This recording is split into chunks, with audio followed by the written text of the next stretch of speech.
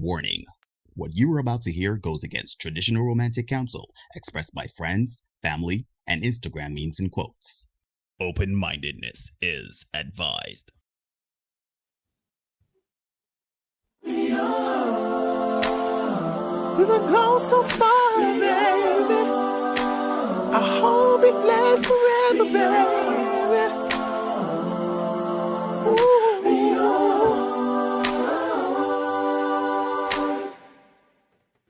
Good night, everybody. Good night, everybody. Good night, everybody. And welcome to another edition of The Senate. I'm your host, Neil Hoyt. He's your host, Derek Marshall. And together we make up The Senate. How are you doing, my brother? Hail was a good word. Yeah, I am here. I'm well, just chilling. Well, attempting to chill in this heat. But, we do what we must until we can do what we want. Ah, boy, I love that. I love that. Yeah. So I hear, man, I hear chilling like a villain. What about you, man? How things on your end? My good, I know what coming over me. I must see fighting off something, but I've been feeling a little lethargic. No, I do not have COVID, so relax. But I've been feeling a little lethargic recently, last couple of days. But other than that, I good, I abiding as what people say. Correct. But you know how it is. You plug in the G-Syndicate. Yeah, man. Go down, get down. G-Syndicate. We went to we went to church on Saturday morning, and we sang for a wedding. I was actually there to witness it all. Big up Mark. He got married on Saturday morning to his lovely wife Julia. Mm-hmm. Julia's good people's, man. So he got married. G-Syndicate was there. We sang and she came up the aisle. So big up Kiamal, Waden, Antonio, and Brett. Mm-hmm. And for sure, big up Mark, who was the, victim, if you want to call him that, on Saturday morning. He's probably watching this. So yeah, he would get a kick out of that. But yeah, shout out to all the G-Syndicate guys. Shout us out at gsyndicate6.com, G-Syndicate6 on Instagram, Facebook, YouTube, and Twitter. Yeah, check us out, man. It's good stuff over there. Yeah, man. All right. So no, I see Jennifer in the house. Jennifer asked if you tried to stop him. I couldn't do that to Julia. Julia's good people, man. I couldn't do that. Yeah, man. Yeah, good night, Jennifer. Hope everything is well your side. I know we still got a link. We know you were saying that Derek and I, we got to link you, but just can't get on there yet. But we can make something happen. Maybe bring you to the Senate on these Saturdays that you're live in session Senate. And, we would have a discussion. Yep. Anyhow, I don't know how many people. Let me see how many people we got working with here. We have analytics. All right, so we have about 6 people on Facebook. They're not sure if everybody. Wait, Jennifer, you leaving? You leaving? I'm not. No, let me talk your business here. But you say you soon out of here. All right, well, we will talk. We will talk off here. Anyhow, for those of you who don't know, who are new to the Senate, thank you very much for joining the Senate. Our social media handles are here in the lower left of the screen. The Senate Podcast on Facebook and YouTube. The Senate Podcast 246 on Instagram, and senateinsession@gmail.com if you want to send us your fan submissions. You could, and it doesn't have to just be email. You can DM us, PM us, whatever it's called, whatever young people say, instant messages. Y'all could drop us a line on our social media, and we will respond as soon as we can. No, Derek. Yes, sir. We have a discussion today. For those of you, as I was saying, who don't know, Derek usually posts something before the show to drum up conversation. So this situation was no different. My man Derek posted something on his Facebook page, and it has to do with marriage. We've always talked on this space about marriage from the perspective of men. Is it a good deal? You know how Derek feels about marriage, and you know what Derek always says. It's not a good deal. I tend to agree. We all know that in this patriarchal system, marriage, or rather the dissolution of marriage, usually favors the man. I'm sorry, the woman. Oh my God. It usually favors the woman. Half assets, children, alimony, whatever. is not in our favor. But we decided this week, based on a fan submission, Derek will talk about it. We decided to speak about the flip side of that from the women's standpoint, and we really do want to hear from you women tonight. So I'm going to give it over to Derek. Derek, lead us in tonight's sermon. Yeah. Yes, the question for the night is marriage a bad deal for women? Is marriage a bad deal for women? Now, only a few days ago, I got an article sent to me from one of our fans here tonight. Well, I don't know if she's in the chat tonight, but she's a regular here. I won't mention her name because I don't know how she would feel about that. But she sent me an article, and she felt that it'd be something that we could cover, and I totally agreed. And I think it would be prudent for me to share the article with everybody. And it is an article from Psychology Today, right? And it is written by a lovely lady's name, which I cannot pronounce. Like Iskra Faliva, PhD. Yeah. And it says the spouse search lottery. Is marriage a bad deal for women? The spouse search lottery. And the key points to take away from this, all of this is written here. I'm not, making this up. Researching marital effects on happiness is tricky because happier people are generally more likely to get married than others, which suggests that I am particularly unhappy. But we digress. Still, statistics suggest that the chance of a marriage being happy are no better than 50%. That's point number 2. And point number 3, women, research finds, have a lower chance of finding a partner to love than men, but they're also more satisfied with living as a single person. Now, let me not delve into the key points yet. Let me just read through this article, and then we can come back and we can chop it up, right? So it says, the book Happy Ever After, The Myth of the Perfect Life by Paul Dolan made a splash when it came out in 2019. It was reviewed in several major news outlets. The chapter that attracted most attention, perhaps, was the one on marriage. In it, Dolan suggested that marriage is bad for women's happiness, right? He suggested that marriage is bad for women's happiness. It later turned out that Dolan had misinterpreted a key piece of evidence on which his claim was based. Married women, Dolan said, reported being happy when their spouse was in the room at the time they were answering the question, but not when the spouse had left the room. Let me read that again. That is significant. Married women reported being happy when their spouse was in the room at the time they were answering the question, but not when the spouse had left the room. All right. What the data, in fact, suggested was that married women who were separated from their spouses and not those who were not in the room reported feeling unhappy.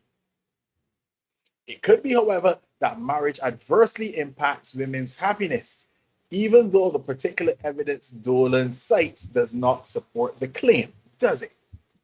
So, it goes on. Guys, this is me reading. Neil, I think it might be best if I send this article to you so you can put it on screen so people don't feel like, I am. You're here telling porkies? I hear with the cap, right? So, stop the cap. Let me see if I can just kind of get that over to you one time before we go any further with this. While you do that, let me shout out Winsome. Winsome is here. I see. Speaking of cap, show Steve. Steve in the house. Captain Cap. Captain Cap. Yeah, so let me go on. You got the link there. You can probably put it on screen right now. Yeah. So we're going on. Is marriage bad for women's well-being? Studies that compare subjective satisfaction among married and unmarried people tend to find that married people and those in committed relationships are happier than those who are single. And this seems true of both men and women, although the effects are not large. However, these types of comparisons are misleading since happier people are also more likely to get married. So we can expect higher levels of happiness among married people, even if marriage does not increase anyone's happiness. So, Paul, you're saying to me the happier people are more likely to get married. So that is, it means it's incumbent upon you to be happy first. Marriage is not going to make anybody happier. Trust me. Marriage is not going to make anybody happier. You have to start being happy, right? Let me go on. A better approach would be to follow the same people over time and see how marriage impacts their happiness. Some studies that adopt this method find that what has been dubbed the honeymoon effect, an increase in happiness in the lead up to a marriage and the period shortly thereafter, but a gradual waning of the effect later. A similar pattern has been observed in other circumstances. We adjust to major life events, both good and bad, and over time tend to revert to our baseline level of happiness, an effect known as the hedonic treadmill. So we don't get too high, we don't get too low, right? Let's go on. Another study that followed the same people over time found a long-lasting positive correlation between marriage as well as stable long-term relationships without marriage and happiness. However, the effect was much larger for people who saw their spouse as their best friend compared to those who didn't. I want to stop there, Neil, for a little bit, so we can kind of chop that up. Let's go back a little bit, right? And we go back to where it says that the report that the married women reported being happy when their spouse was in the room. But when the spouse was not in the room, not so much, right? And he also said that where married women who were separated from their spouses, those women were not happy at all. It seems. Sorry, they reported feeling unhappy. Let me not say that they were happy at all, right? And it's suggesting that marriage adversely impacts women's happiness, right? Yet we go on and it says that studies that compare subjective satisfaction among married and unmarried people tend to find that married people and those in committed long-term relationships are happier than those who are single. And this seems to be true of both men and women, although the effects are not large. And it says that happier people are more likely to get married. I don't think of myself as unhappy, Neil. And I don't know if I'm the older here, but I find that I'm quite happy. And I'm not particularly in a rush to get married, I would say. So I don't know how this feels. And I'm not sure if the guys in the chat could bear me out, or if they are compelled to answer in the affirmative that, because of they are in long-term relationships and they find that they themselves are happy in their long-term relationships, or if they find they were happier when they were not in their long-term relationships. I think it would be interesting to note. So if the guys in the chat can say, and the ladies as well, are you happier single, or are you happier, in a long-term relationship?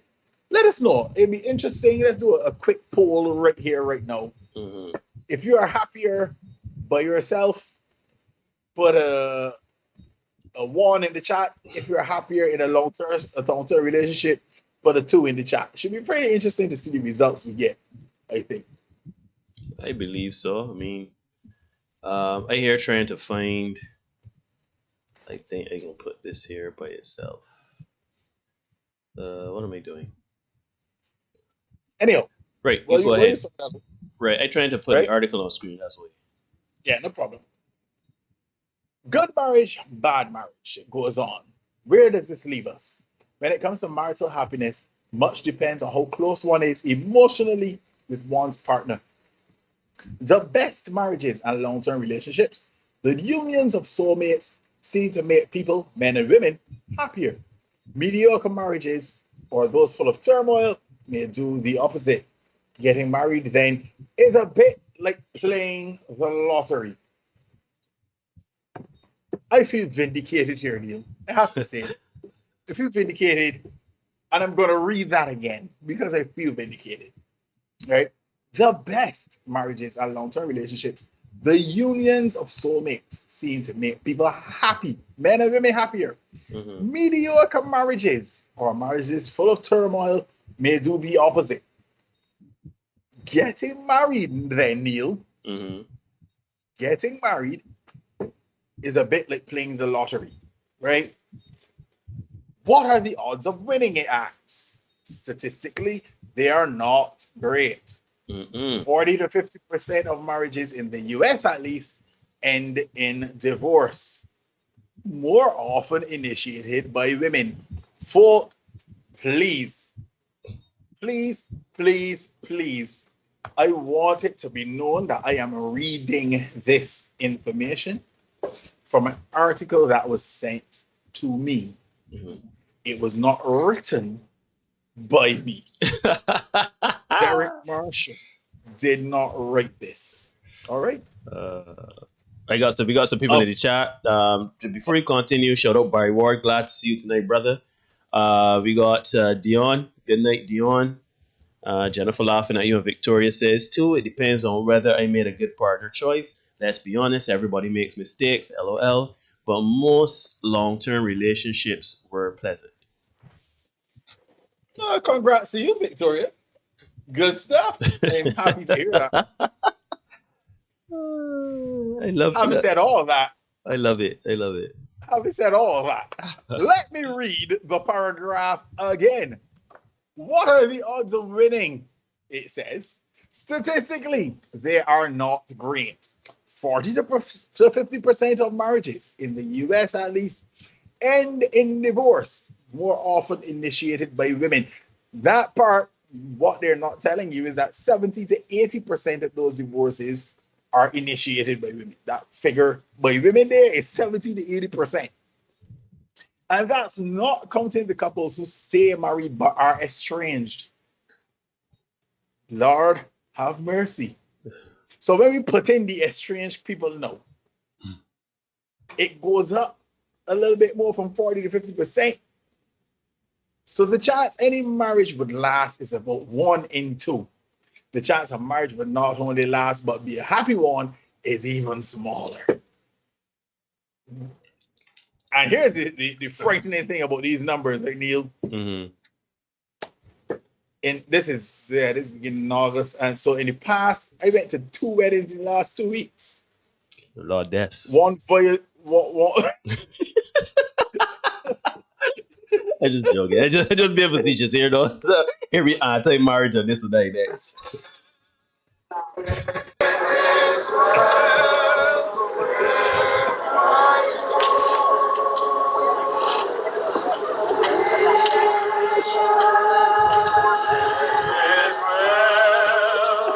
Here's the thing about it, Neil.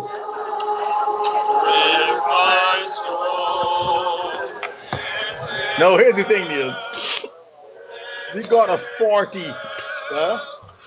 The chance any marriage would last is about 1 in 2. I got 2 partners that went down in the last 2 weeks. So by the One on statistics, Saturday, one in the Saturday before. So here now I gotta flip a coin for them, man. Right? Mhm. I really hope that they're listening and that they that it could work out for the best. We told them, right? But we flipping a coin on those men, Neil. And guess what? I had a brother that get married like a month in front there. Yeah. So now we got 3 guys. Yeah, he came through. Shout out Omar. He Shout came out through. Omar, man. I think he was our first guest. First guess.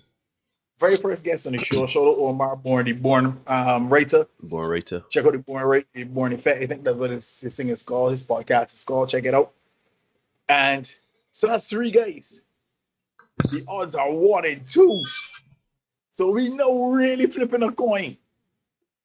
And if the 3 of them 3 marriages are successful, guys, I got some bad news for the rest of y'all. Yeah, there's some bad news for the rest of y'all. So I say, don't do it. I'm not saying don't do it. I'm not saying you're saying.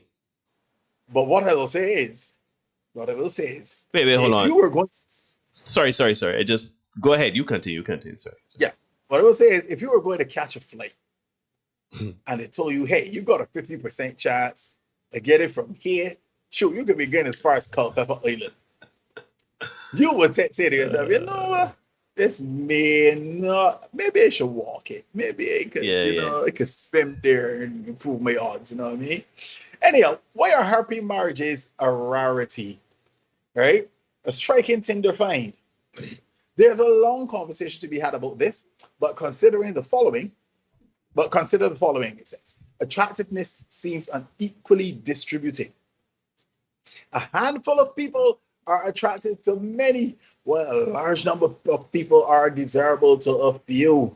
Attractiveness may be particularly unequally distributed among men.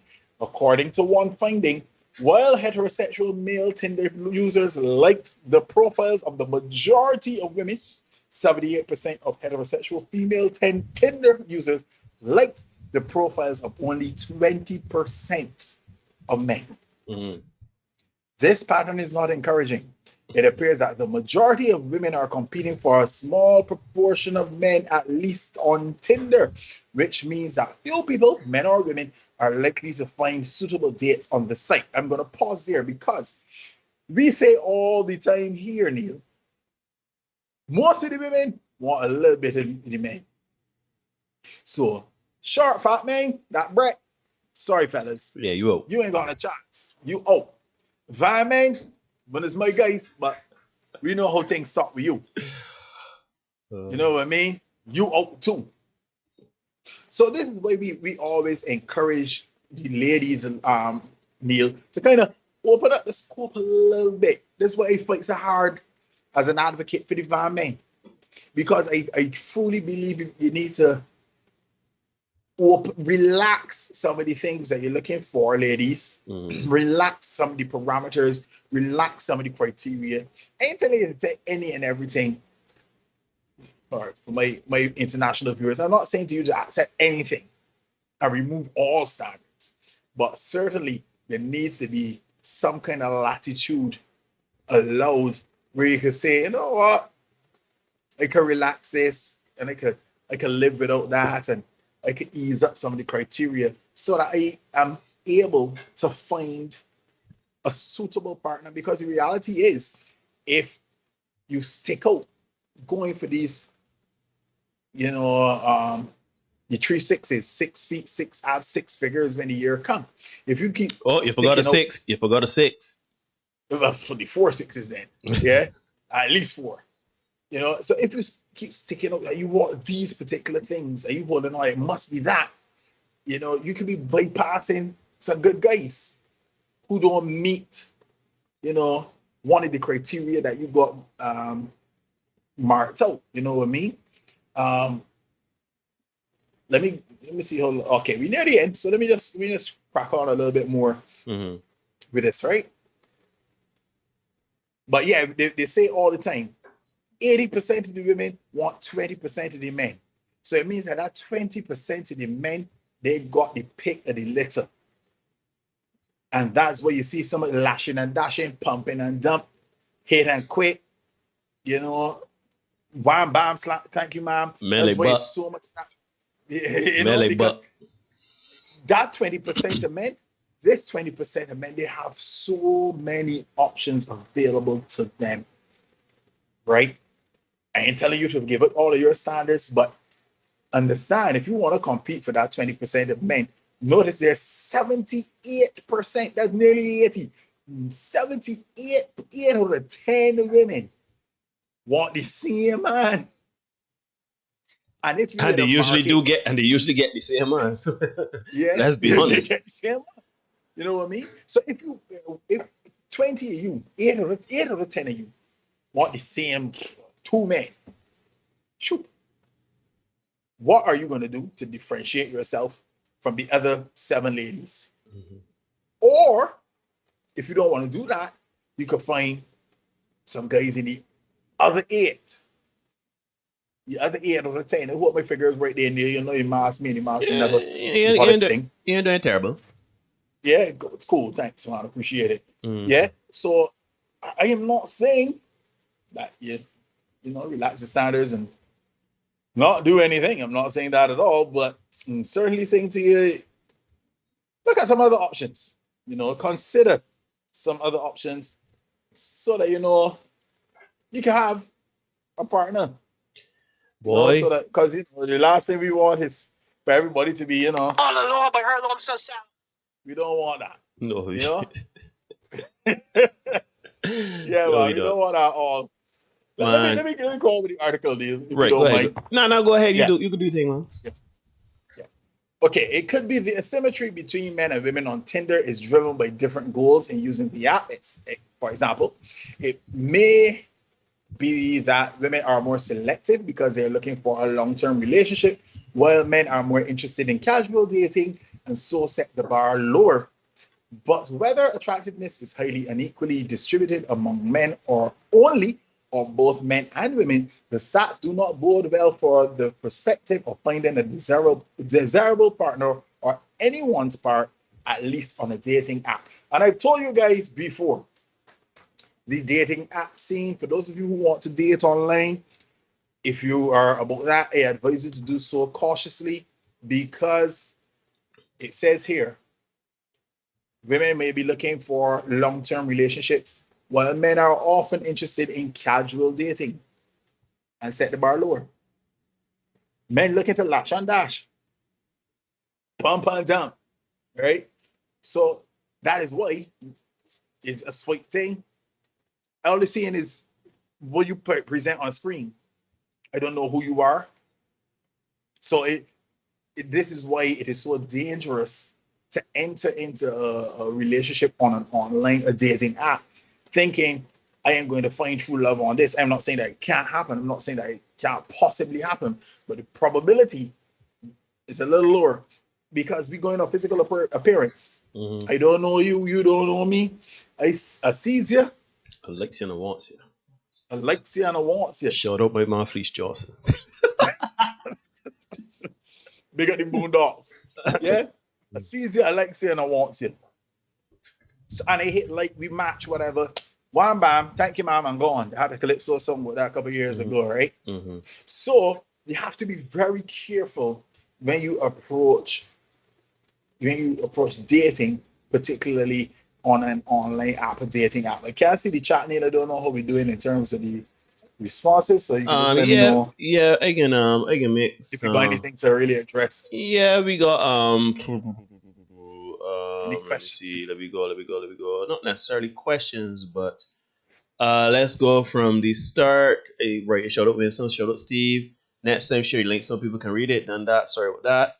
Agreed, Derek. I also say that happy first. Barry's saying different things. Apple and oranges coming down. Victoria, we read. Good night, Natalia Reed. Presidente para la vida. Dion is saying I was your first guest. I'm hurt. Dion, you really were not. But you were our first female guest. I mean, Ross Chase, good night. Thanks for joining us. It's first time saying his name. Oh, jeez, on big boy Ross, boy. Yeah. Ross and I used to say, can't wait to get him, man. Shout out Ross, big up, can't wait, any crank. Yeah, man. You need to 10 line together, man. Big respect, Ross. Thanks for coming through. He's actually Roddy's younger brother, Roddy Chase. Oh, that was a year behind us. Oh, yeah, man. I didn't know so that. Okay, all right, nice. Shout out Ross. He's saying, or women have unrealistic standards. I can address that in a minute. Ross Chase, men rate on a bell curve, a woman skewed to the left. Steve, the short, fat Brett Van Man might as well don't bother. LOL did. Jennifer did it up, pig in a blanket. Justin Marvel, Justin Marvel shout out. This Justin. Happy to see you. Great to see you. This Justin. Every Monday, you can check it out. It's a sports show that I produce, co-host. Justin is the lead analyst on that. Check us out every Monday at 8 on YouTube. And you can also check us out on the live. Anyhow, that's everything so far. What I would say is this. Now, I can kind of do some backstory and then come forward, right? Especially, right. So women have unrealistic standard. I don't even necessarily think it's a standard when I think about it, because what are standards? Standards are things that we as people should have that are, not everybody has the same standard. For example, I do not think a physical trait is a standard for me, right? I would not necessarily say that my standard is I date women that are a certain height, a certain complexion, with a certain size breasts, hips, flat belly. Like I don't have a standard, right? If you look across my years of dating, I would have dated. I think the only type of woman I've never dated is a white woman, and obviously that's for lack of options. Not saying that I would never date a white woman. Again, shout out Justin Marvel. Big up, but, Monty. but but I think that standards are not physical based, things that cannot be readily changed. Because I don't know, man. I think when you talk about standards, you're talking about a moral standard, a goal standard, a life view standard. If you understand what I'm saying, you hear a lot of anecdotes and a lot of sayings about people. They say when you go, you can't take someone to a restaurant or whatever, or if you're dating someone that's rich, wealthy, see how they treat the staff, see how they treat waiters. There's a old movie. Was it called A Bronx Tale? I can't remember, but it was this scene in it where it's like set in the Bronx back in the day.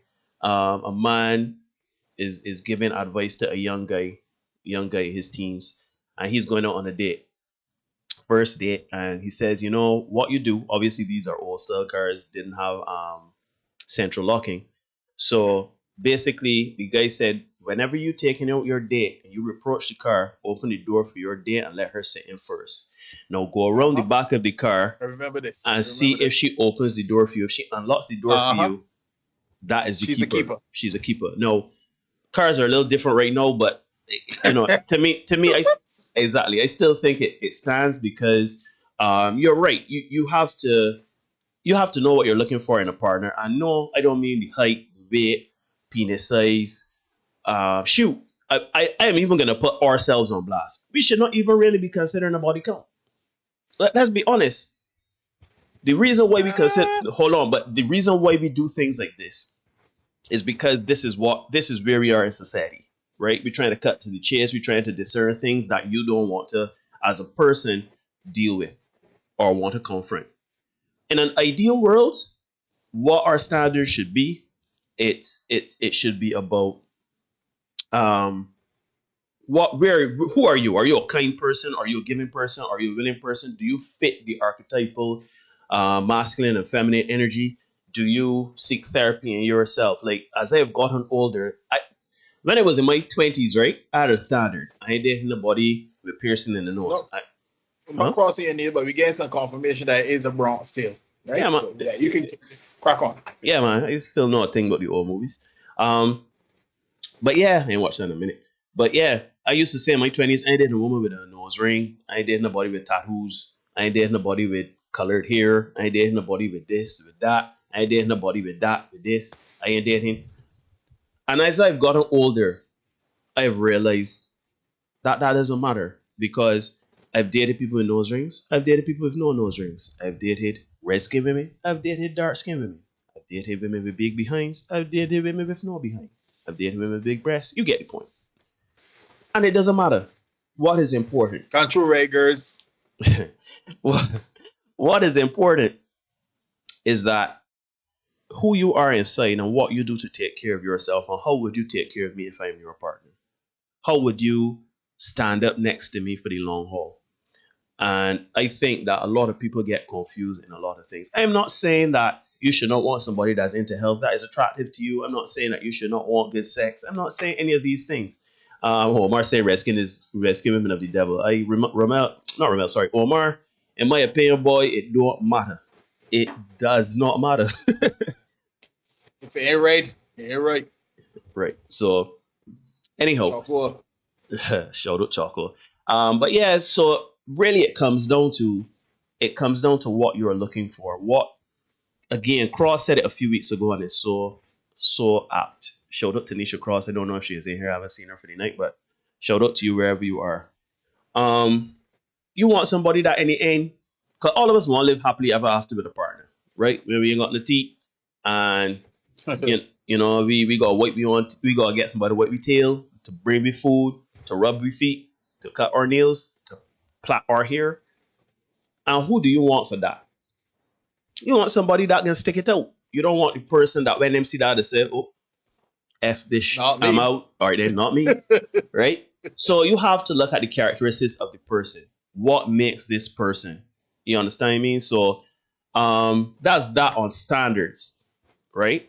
I just think the term standards is kind of weird. And two, there is completely right. I think that a lot of us, we are bogged down into wanting things that don't necessarily matter, and it is causing us to run in a direction and have failed marriages and everything like that. Like people are trying to buck this traditional family, traditional man, traditional woman role, right? Because of what they would have seen in years past, the subjugation of women, the abuse, the infidelity, all of these negative things that came up in those times. But it is a different time. But it's still pertinent that there are traditional masculine and feminine roles. Boy, here on the littlest. Well, Tanisha just joined. Thanks for joining us. Hope everything is well. Yeah, man. At the end of the day, man, you have to be able to understand it ain't about what society bring us into all of this. And women have been empowered for equal opportunity in the workplace, and women have equated that to say, oh, we don't need to be traditional women like my grandmother, my mother. But there's a balance. You still have feminine energy, and I still have masculine energy. You still have masculine energy, and I still have feminine energy. But there has to be a balance, because we keep hearing all these buzz terms: simps, beta males, alpha males, aggressive women, divas, bad bees. We hear all of these terms circulating around the place, but really and truly, a lot of us are essentially thinking our ways out of relationships and holding unrealistic standards and unrealistic beliefs that are keeping us from keeping us happy in what we want, right? And before any of y'all come for me, well, I don't think anybody here is going to come for me, because we've gone through this a long time. Whom the cap fits, and also consider that a relationship does not necessarily make you happy. You make yourself happy, but let's be honest, nobody wants to die alone. So, exactly. So that's that for standard. I think I'm now circling back to the topic at hand tonight. That was my little soliloquy. The devil is in the details. Is it a bad deal for women? I don't think marriage is a bad deal for women. I think marriage actually benefits women. I know that this may be a bit controversial, but we always talk about it. Women, there's hypergamy, and hypergamy is real. Women do want a man that can provide, that can reinforce, can uphold, can defend, right? So Terencia, good night. But yeah. Hey, that TC in the house? That TC in the house, man. Congrats. Big up TC. We'll see you in a little bit. Yeah, man. Congrats. Happy to see you here tonight. Congrats on the pick of the crop win. Oh, I missed crop over. I missed crop over. But yeah. Right. So the point I'm trying to make here is that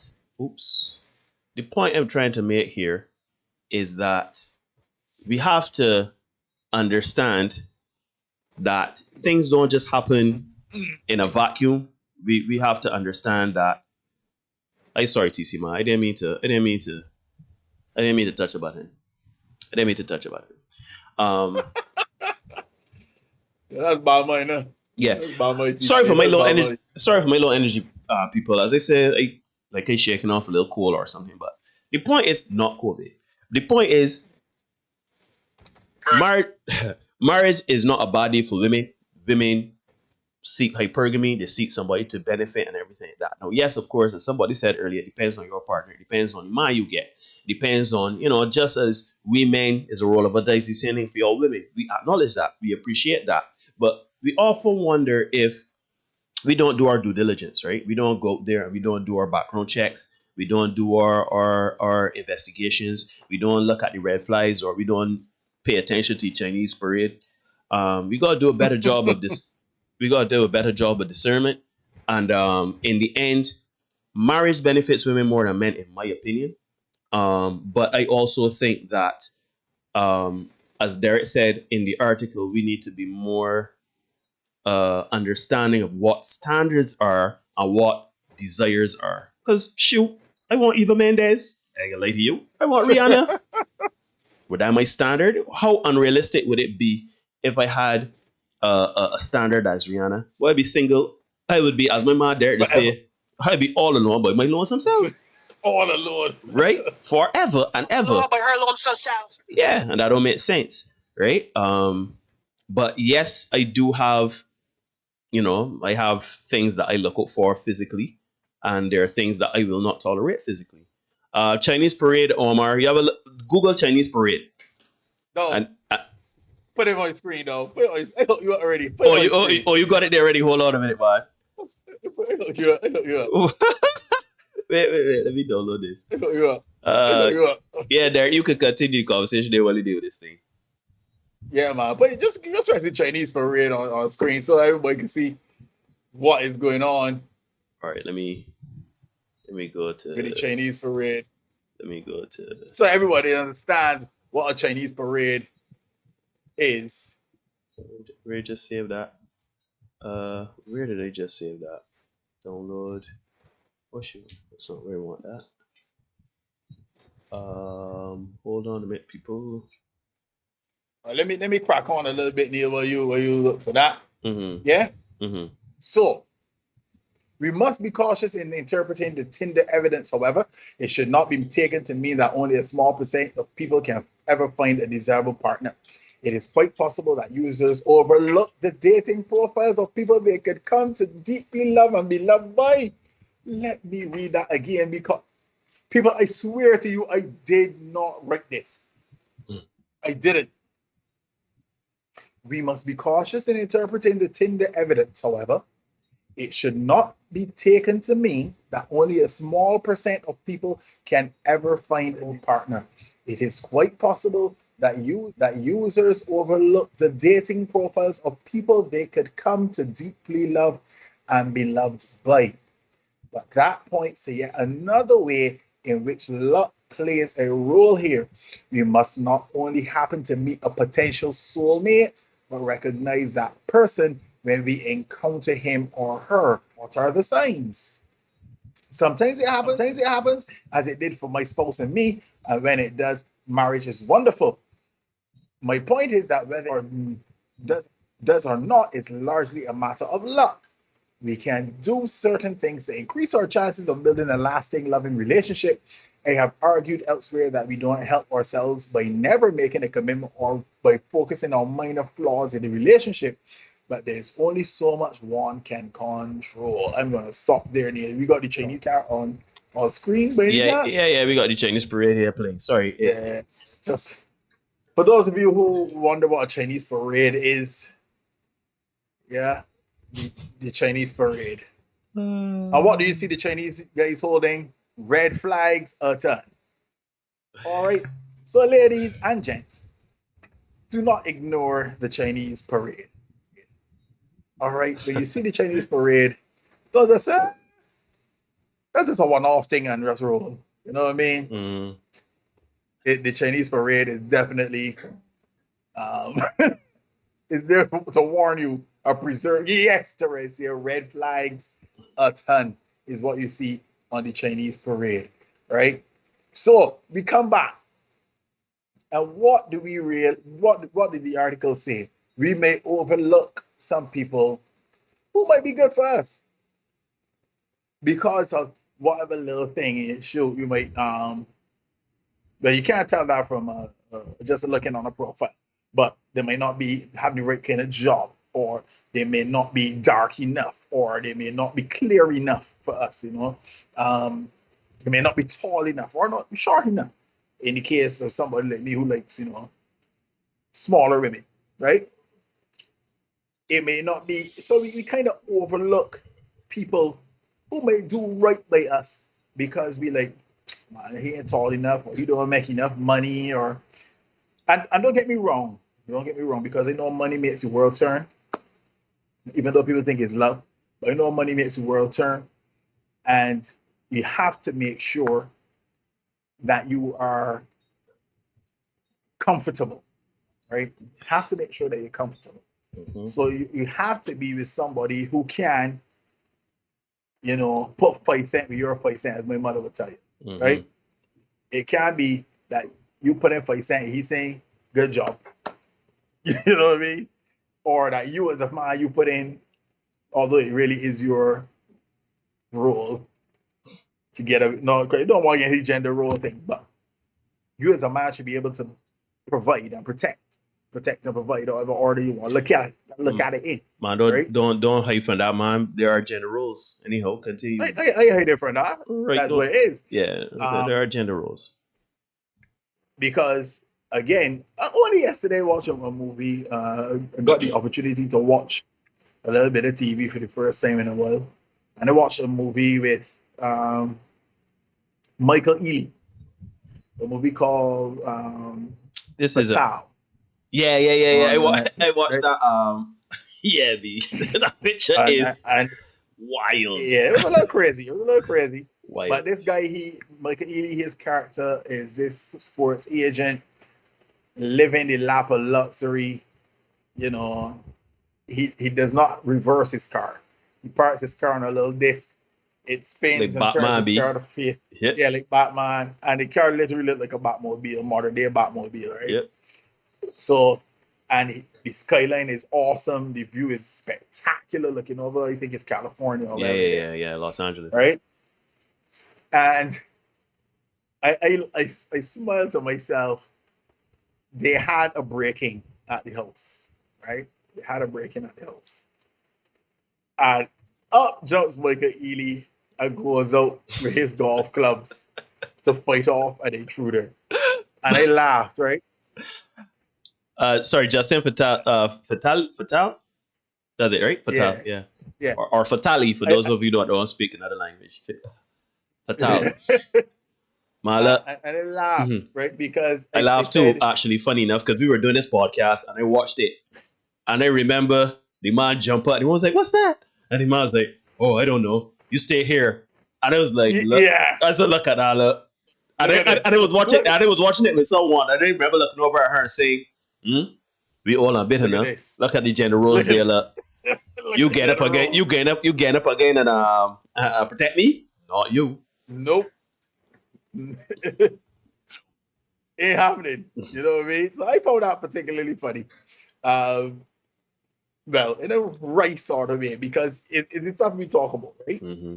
So men protect and provide. Women, and you say all the time, women supposed to nurture and all that stuff, right? So you can't pick that up from a dating profile online, right? So as the good doctor is saying, the goodly doctor here is saying, it really is a coin flip. Is this person a good person? Is this person a good person for me? That's another thing you got to ask, right? And you never really know. You can't be sure. There's so many variables that come in to impact a situation between two people. That is like, I don't know. Which is why we come back, Neil, to what we talk about dating culture in Barbados, right? Or lack thereof. We talk about it, or lack thereof. And we talk about it a lot here. And I think as it goes with somebody 1 or 2 times, it's like, yeah, they ain't got one other. You know what I mean? As opposed to like trying to you go out but the challenge for us, I want to say it's a Caribbean thing, but I can say Barbados, not Caribbean. As soon as we go, we looking to, get naked, get down to business. It's action time. NEKKID. Yeah, we looking to get busy. So we kind of get to that, and then we stumble into a relationship. But I guess we together now since I deal with you. We exclusive. Yep.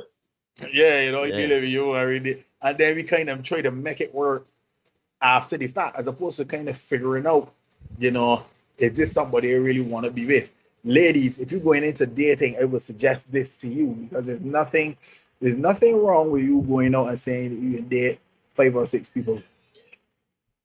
Dating, not sleeping with That is very, very different, No, I have a question. particularly in 166 square miles. Yeah, Neil. Good. I have a question because based on Omar here, he's saying, well, shout out Kwame. I see he's here. What's up, brother? Justin is here. Good night. Omar is saying, he says, I find at this age women seem to be in a hurry, and it goes back to what you're saying. I was thinking just now, and I am not trying to push any buttons or kind of speak on any agenda. I simply am curious. Who is kind of responsible for that? I know it takes both parties. I mean, they're not a real person to blame. But it is curious to me to find out you meet someone, you carry them out on a date, couple dates, whatever, and you start to hold hands, you start to have sex, you start looking in the eyes, have the date conversations, and then all of a sudden it is understood that you all are exclusive and you all are in a relationship. And there's no real conversation behind it, or there's no real official conversation. Most that may You're happen. just gonna stumble into it. Yeah, most likely in sex, the woman might say, "This, you see this here? This belong to me." The man might I say, use my name, but this here belong to me too. exactly. So, She whispers back, only for now. right, right. No, I do say add right now to everything a woman says. Anyhow, be a little facetious, but but but the truth is, it is a curious thing. What is a dating culture? How do we establish a dating culture? What is dating? Dating, and I think that is a very interesting thing, because what would you consider dating there? How would you go about dating? Is dating, you meet a woman, you ask her out, she asks you out, whatever, and you have that initial conversation of what you're looking for. You go on a date or two to establish what are the ground rules for this interaction that you're doing. Are y'all sleeping together? Or are y'all being friends? Or are y'all looking to explore more? When it starts living together, it goes somewhere else. There's that added pressure. Because now it's like, well, yeah, I agree. I belong to you. You belong to me. Right? Because for all intents and purposes, you shouldn't be just like, but they're knocking both. Peer bonding is what you say, peer bonding. Correct. And at the risk of sounding let me see, sexist, patriarchal, misogynistic, chauvinist, at the risk of sounding all those things, I do not think that women want to be, knocking from pillar to post with whomsoever will may come. I get the impression that women would prefer to settle, have one partner, and go forward. As a matter of fact, I'm going to share a story here with a friend of mine who actually says she would revisit partners so as to keep her count down. I know we don't believe in body count, right? Or sorry, we don't want to believe that body count exists, but we are going to talk about body count. As soon as my guy Neil, you watch this picture yet? You need to watch at least episode 1. I know, man. We can discuss this. Why would I can really drill in the body count? Body count. So, yeah, I can promise you that by Thursday I would have watched at least 2 episodes. But that's my homework. We can deal with one, right? We can deal with one episode at a time, because I definitely want to talk about body count in episode 1. Mm-hmm. All right, because they tell me that it's a myth and that we crazy and we be talking junk. When they come right near, we can dispel all of that. But shout out Lord man, tell me that I lagging. He is lagging, Lord. I know, right? And she said, there were some people that you had an exchange with them, and then it was like, the exchange was so disappointing. It's like, I added that guy to my count. You know what I mean? And you really don't want to get into that. Could have gone home. Could have gone in and plug in my night's entertainment. Turn on something.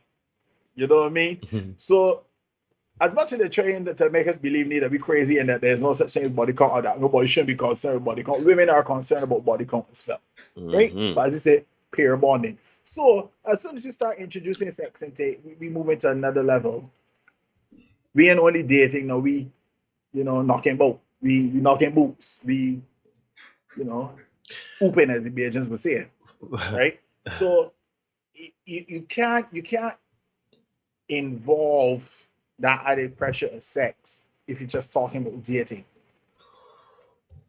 because from the time you add in that extra pressure, for me, if it was just deciding, I can date around, that's exactly what you can do. Even go like there's some people that would love to date, right? Just because the the the the detective in me, the curiosity in me is like I would love to go with this Oh, you person mean and social see what experiments? they are like. We thought about this. Social experiments. Yeah. That I might would end well love though. to You know how many people that just want to slide into DMs just to see how they're gonna respond? just to see, Just to see. how I they got no go, interest in them nor that, I just want to see if your energy how they really is are. the same. Yeah. How they are. Yeah. And there are a couple of people I would really love to date just for that purpose, to see how they really are. Mm. But because that's not our culture, right? You would go with somebody and then you hear, man, I went with he and he didn't book now, so now I went away and it done. And all of a sudden though, I blank with she and she girlfriends. You know what I mean? So to kind of date around, like I got no problem going out with people and just we kicking it over a cup of coffee or even a Some glass of wine somewhere. gin and tonic. Some gin and tonic. Shout out Some gin and G-Syndicate. tonic, you know what I mean? We got G-Syndicate in the house. Jadon. I have no problem with that. Mm. But I feel like if there's always, and I don't know if the men in the chat can agree that if when you go with a woman, there's always some kind of added pressure that is just some elephant in the room that you're kind of forced to acknowledge. Well, here's the thing, right there. I will say that there is added pressure. I think it's on both sides. And I think because we don't have a dating culture, because we're so quick to jump in bed and have sex, and because we have, for the most part, have done that through our life, most of us, I think there is that pressure. There's that pressure to saying, all right, we've been dated twice, 3 times, we've been getting up for the last month. Yeah, it's time to go. Somebody need to get sane. And We make a move here. right, and it's interesting, right? Because a few weeks ago we talked about the 90-day. I can't remember what we were talking about, but we did talk about the 90-day rule. And while I don't necessarily agree, and I had this conversation afterward with a buddy of mine, while I don't necessarily agree with 90 days, I still do think that you have to take your time, right? I have been guilty of jumping in bed too quickly with a woman.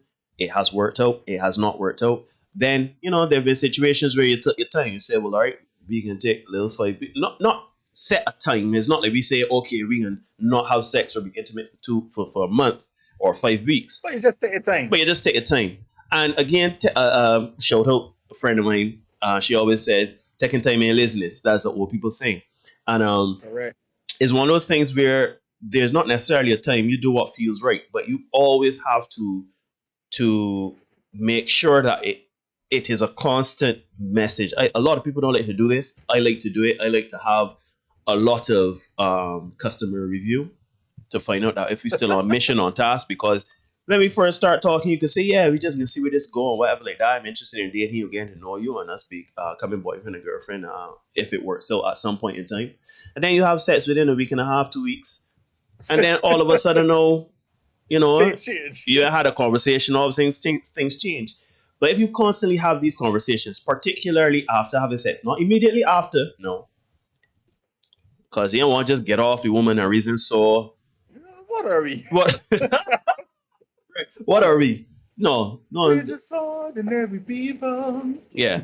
Right. So, I mean, I say that you have to have the unsexy conversations, as we always say here. We've had sex. What does this mean? Does this mean that we're in a relationship? If the woman says, or if the man says, are you sure, or whatever, then you keep dating, but do not let sex dictate what the relationship status is, because sex is easy. We talk about this on this space every so often. Sex ain't hard. Sex is not hard, especially if you're an attractive person, especially if you're a person of means. Sex is not hard. Shoot. Here's the thing, Neil. As a woman, sex ain't hard. To cross here a little bit, Neil. But we just heard from the goodly doctor that 80% of the women want 20% of the men. So Sure. for 80% of the men, sex is indeed very hard. They got some men out there ain't getting none. That's a fact. Some men out there ain't getting none. So now when they to touch Omar's point, Omar says I find that this age women seem to be in a hurry. They've already wasted a lot of time, and now there's a big push to rush ahead. And the men rushing ahead too, because And it's for two different things. Yes. The men rushing ahead for sex, the women rushing ahead to settle down. Settle down. You know what I mean? And then because you got those two things, those two forces at play, a man's like, shoot, if I settle down, I can get consistent sex. A woman's like, shoot, if I settle down with this man, I can got a man. I won't be ain't home, got you know, children, stability. You know, I can be stable, right? And you kind of try to make it work because it's like, yeah, let me do this. And then it's 3, 6, 8, 9, a year down the road. It's like, I didn't really move this here, but as he here, you know what I mean? And I say, man, she's making me miserable, but you know, I gotta be able to go out of here. You know, the mistake ain't. And they end up with two people in the house, passing like 2 ships in the night. You get itch to scratch, she come across and show you. You get itch to scratch, you go and show she and hope that she, you know, feel like scratching the itch, she same time as you. You know what I mean? Yep. And we end up with that. Terencia says, I think the issue comes when people start sleeping with each other. But how many men are good with going out and not pushing the sex angle? And that's the problem. Facts on facts. That's the problem. Facts. Ladies, understand. Anytime a man asks you, you're looking for sex. And, point blank. And Derek, to cross you here, I have been speaking to a few women, and they do feel the pressure when it comes to sex. So yes, you're going out a couple times or whatever, and you're in a groove. Every time the man comes over, or you go by the man, I've heard women say that they feel as if it's an obligation. Actually, there are some people that, through past experiences, would have a negative thought process behind it, right? Because they probably had a negative experience, right? Like, real. Yep. Like for me, let me say point blank. You wouldn't know that it's about the men, but I know a man who do some ignorance. Facts. And I've heard some stories. You know what I mean? I've heard some stories. Boy. As a matter of fact, I was running into, it seemed like if every woman I had run into had some kind of sexual harassment, sexual assault experience in her life, right? And I find that reprehensible. I find that flat out disgusting, right? Let me just put that out there up front. Men, you can't, they're sexy about taking it away. At all. Right? I do not understand. I don't understand, I have never been that, like, I want to take my time. I want you to willingly give yourself to me. Shoot, the more willing you are, the more satisfied that please I can be.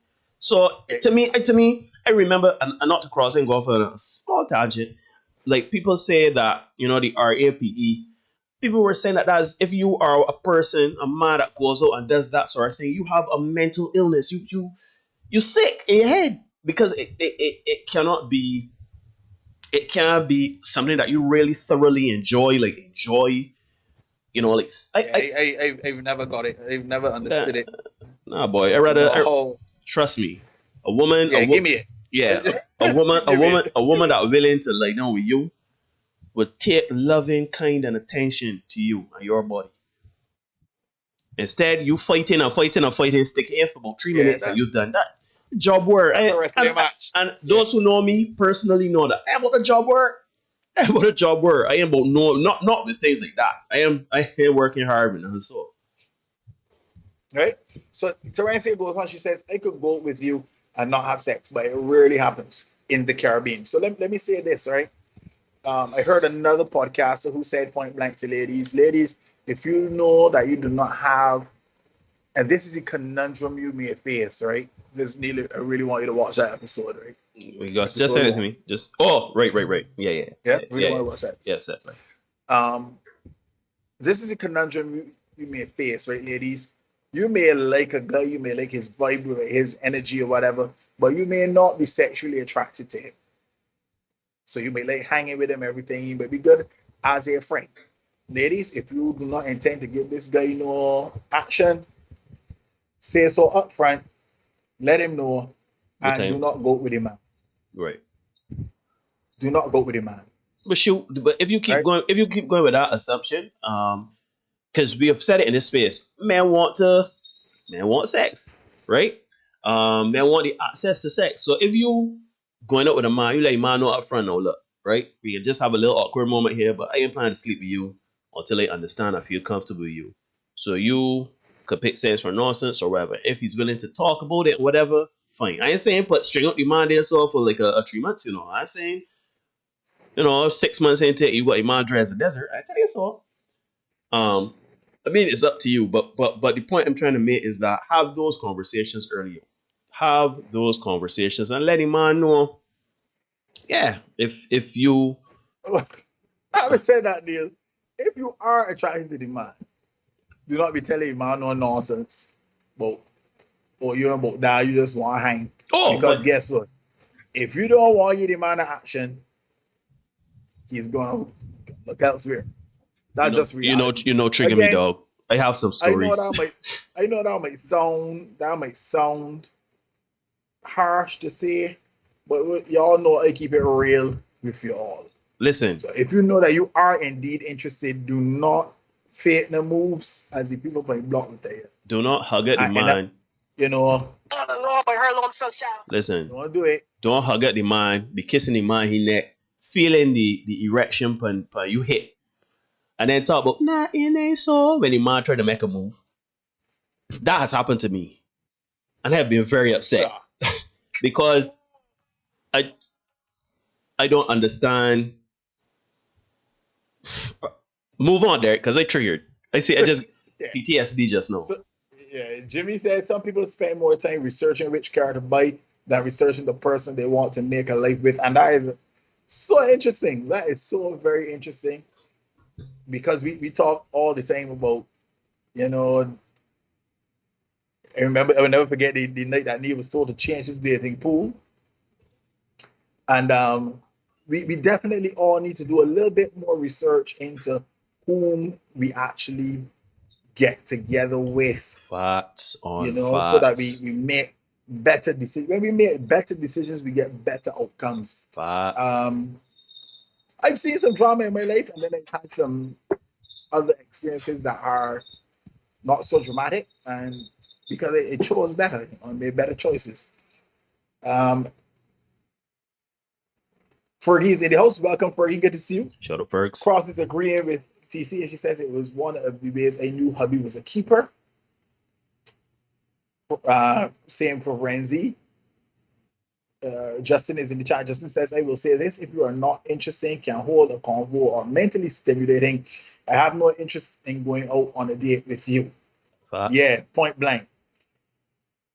Cross, I don't see why you wouldn't do that. I've done it and it was fun. We just went up for a cheap meal or drinks or something. Still good with them all, even when it went no further than one date. Yeah, you got a dating is fun.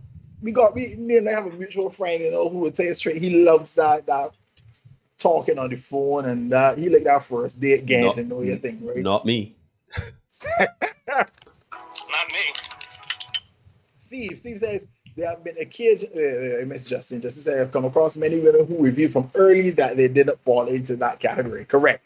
And because it takes your time, you're able to suss them out a little longer. I had an ex who always says the facade always cracks. Just get some time, you will see it out. Steve, there have been occasions when you're out on a date and women expect or anticipate that sex will be mentioned and expected, but if it doesn't happen, they start to question if something's wrong with them. Then they try to steer things down that path. And don't even laugh at that. I remember I went out with a lady one time and I invited her over after the date. Her first response was, I see my period, right? So I was like, huh? Okay, I'm not just really seeing the relevance, but I get what you're trying to suggest, but that wasn't the purpose of the invitation. We could just kick it. It's cool. It's cool, But she told you that at your house or on your way to your house? On the way to. Okay. And that's cool. Yeah, that's cool. I get it. I mean, it's fine regardless, but I didn't like the assumption that that's the thing, but it was cool. Knowing her experiences, she probably get at the house and the man said, that was her experience. Mama the heartbreak and sit back home. Yeah. Yeah, Justin, most enjoy dating for free meals and photos. And somebody is expressing shock. Let me tap on this. I suspect it is Cross. It is not Cross, it's actually naked. Yeah, I am Nick surprised. in the house, hiding Shout in the out there, corner. videos. Yeah. And you should not be surprised because we've talked about this before. There is a thing called a foodie call. There is a thing called foodie call. It's real. So to go with you, shoot, we did an article on Daniel a couple of weeks ago. This lady, she went up with a guy.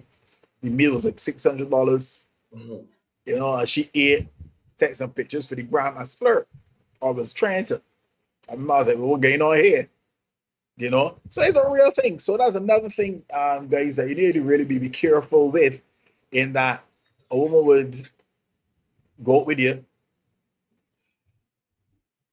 especially if you can't she in a chin chin or whatever, Dine and dash is and what you call it. she Well, take you for some food. You know, she get a free meal out of you and some pics and shout out Steve nothing. Wong. Shout out Steve So, Wong. so Steve Wu. Steve Wu, sorry, So Steve Wu. yeah, so their first couple of dates, let them be nice, but let them be affordable, right? Yes, sir. Ross saying nothing and rest, kids burn and gravy boil out. Yeah. I think there is something way more gratifying about someone who deserves you fat Mhm. because it's about power says cross as Jennifer. Barry is saying we're talking about different men, but those men exist. Jimmy, these discussions are very opening. Yeah, Jimmy, there are all guys in here have had that thirst trap move played on them. Says just say, imagine a woman calling you to come over after 11 p.m. Packs a bite to sleep over, wear something sexy, then pretends to not be about sex. Time out. I call it 10. I want 20 seconds. I want 20 seconds. Listen to me, ladies. I have a rule, and I think all men need to adopt this rule. There's no way getting with this. I have a 10 o'clock rule. You understand me? 10 p.m. If we are hanging out together in an intimate situation, hug up, curl up, whatever, before 10 o'clock, that is fine. But when 10 o'clock comes, if you are not about action, then we either stopping, cutting up, or going home. But it ain't gonna be 11 o'clock, 12 o'clock, 1 o'clock. You leg on top of me. You could feel my erection in you navel. You mouth down my neck. I got a handful of behind grabber. You about there pulling me close to you for my hips. Are you telling me nah? And then so when they try to kiss you. Not after 10 o'clock. So if you know that you are not about action, ladies, and you know that 10 o'clock coming, and let the man know up front, your tune. 10 o'clock come, you gotta move. Or do not hug up and cuddle up the man. As I told y'all before, I've been in some situations where I have had to create these rules for myself. You hug up with a woman, and you like, all right, well, you know, it's the witching hour, so I ain't talking about we sitting on next to one another and we ain't touching, you know. I talking about we like two lizards wrap up in one another. And I go to kiss she and she like, no man, you always playing. I ain't about nothing so you know that ain't nothing so that we's just friends. I don't know what y'all do with y'all friends, right? I don't know what y'all do with y'all friends, right? But I don't hug up. Listen, brother mine, I literally had a woman one time. We hug up watching a movie. I tell you woman straight, man, look, I feel like going home. She said, where you going home? I said, man, this ain't it. Because 10 o'clock gonna come, you got on a boy. She had on a boy shorts and a spaghetti trap. Oh, she breasts at the door. And they're like, I just feel like, right, we are friends. I don't think this thing. So when I get it to left, no, they won't put your foot for me. She put her leg for me. And then I say, so you kid this kidnapping because it's 10 o'clock, you want to go home. She said, nah, you ain't left in here. And she get her and then sit down for me. And upon saying on me as a heterosexual male, right, she did feel She responded. She felt. And then she's like, wait, what's that? She started wiggling up on it. I said, what you doing? Cause yeah.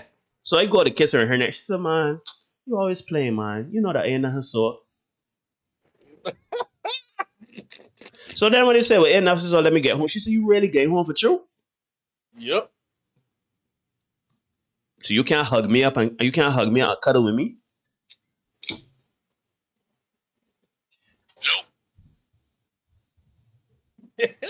So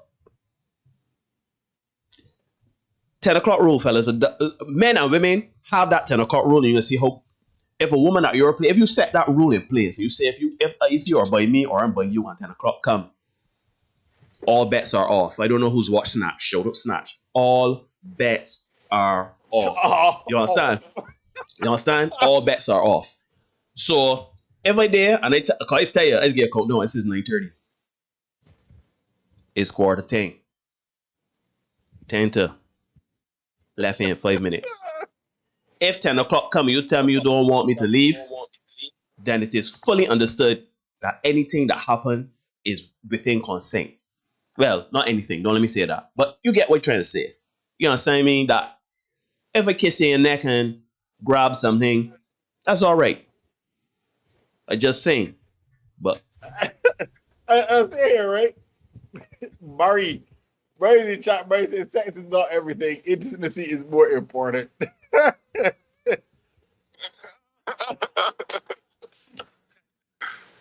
You know, that sounds really nice in theory, Barry.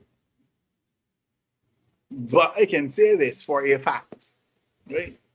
I don't know if the guys in the chat want to bear me out or not.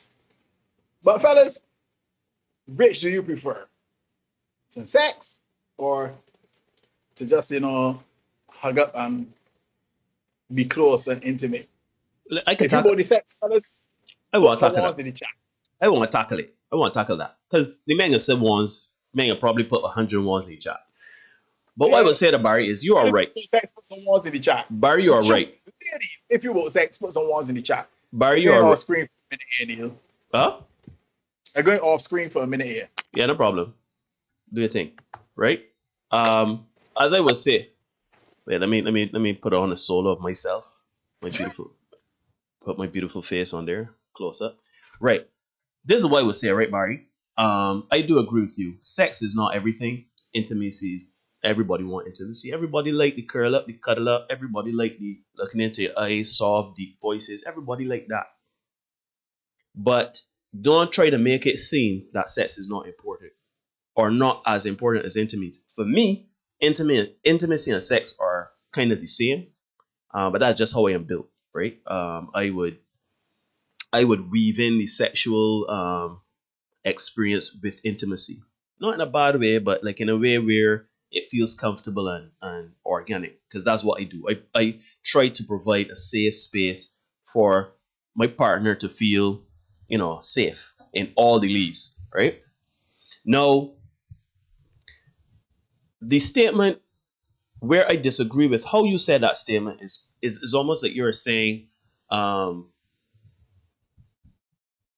intimacy is more important than sex, or it is sex. A man that wants sex or people that just want sex is abhorrent. No, we gotta stop fooling ourselves about the place here. We as big men and women. And to say that we don't like sex, or that sex ain't important, or that we don't feel a way about sex, or, how dare you think about me as a sexual object? How dare you want to sleep with me? How dare you? Yo, I have come to find out, women got it just like the men too.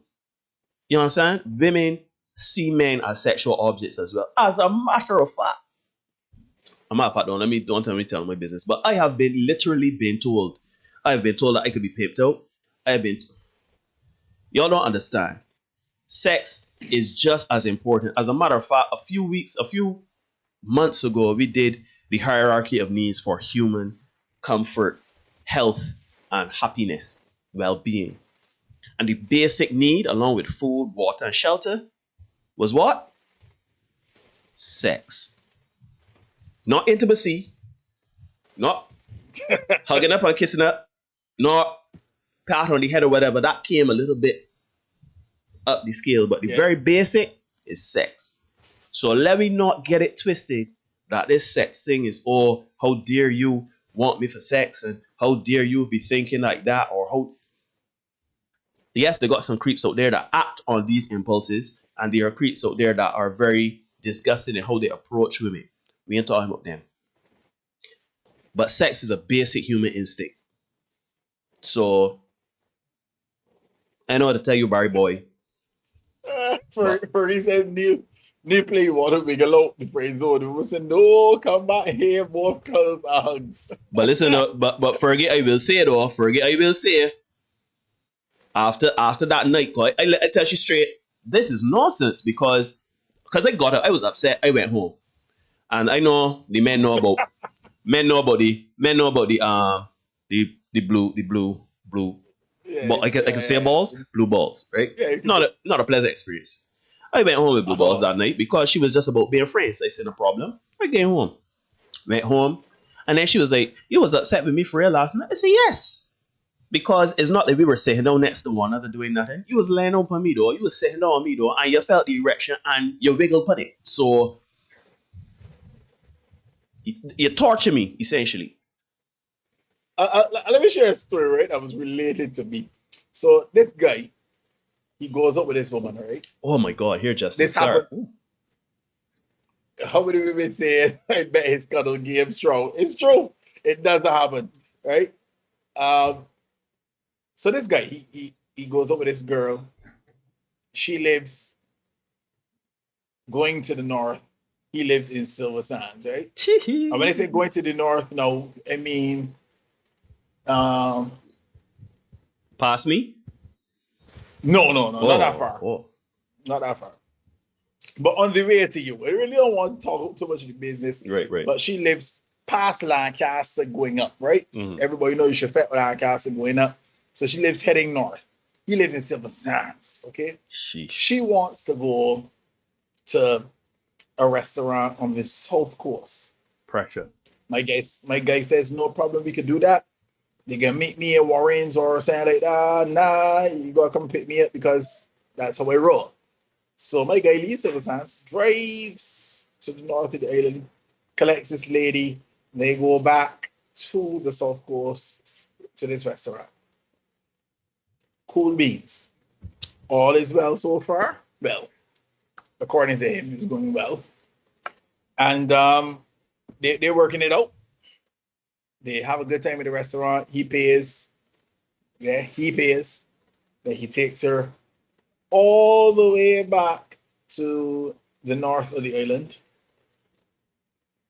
Whereupon she enters her domicile and proceeds to make herself more comfortable. And she reappears in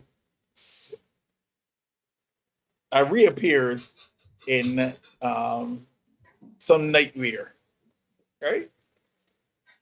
She reappears in some nightwear, some lingerie, as some people would call it, you know? So my guy is like, shoot, let me make myself comfortable because clearly it is action time. So he proceeds to take off his shoes and start take off his shirt and stuff like that. And girlfriend's like, "Oh no, we're not doing that. It's not that kind of occasion. That's not gonna happen." And he's like, "But I don't get it. I thought I see you went and sort of myself look a certain way. I thought that's where we moving." So she's like, "No. That's not happening here tonight. It won't be that." Conversations. Oh my goodness. Yeah. So then my guy had to pack up. He got exactly. Wait, play that again there. Play that again. He got nothing. And he had to go home. And he too went home All alone by her lonesome self. all over his lonesome self. And it was like, not a friend, And that's all right. So that's just to show you that these things do happen, right? These things do happen right here in Barbados. That is a legit, real story that happened right here in Barbados, right? And to Barry's point that, But wait, hold to on. Justice's point, No, I see Barry, but why that doesn't make sense? I'm trying to understand what doesn't make sense, Barry. Just clarify for me. yeah, and to Justice's point that the women don't talk about his cuddle game strong. I have another partner, right, who shall definitely remain nameless for this particular story. And he too went to the north of the island, and I hope he did not go to the same destination because Oh the two gosh. locations are the same, Oh, right? In these two separate Bambakla. stories. Yeah, so I really hope that they are not the same person. They didn't go to the same person. But my guy, he tells his story all the time. And he went and he said he put down some of his best work, and he was feeling sweet. So he left the area and he's on his way back down where he get, but he said Lancaster wrong the boat. He come the road, come up the road the boat, past the school meal center on the right. His phone started to ring. And it was the lady whom he had just left. So he's like, boy, call back for more. No, action was good. So everybody picking the phone, hello, babe, what's going on? Everyone was like, listen, call you by name. Don't ever come back at my place again.